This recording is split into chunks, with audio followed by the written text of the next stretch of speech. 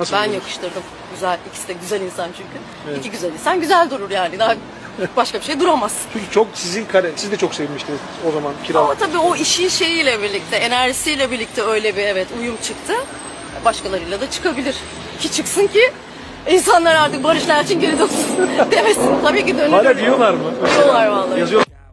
Merhaba arkadaşlar, yepyeni haberlerle karşınızdayız. Elçin Sangu ile Yunus Özdiken, Loca romantizmi.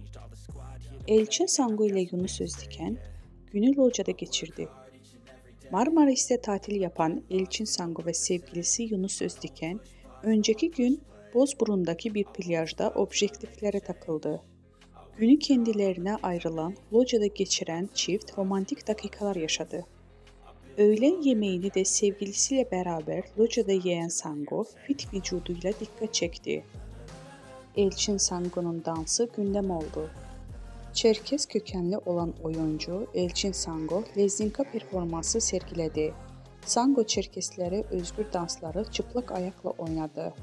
Kahve dansından da sergileyen oyuncu videolarına birçok beğeni geldi.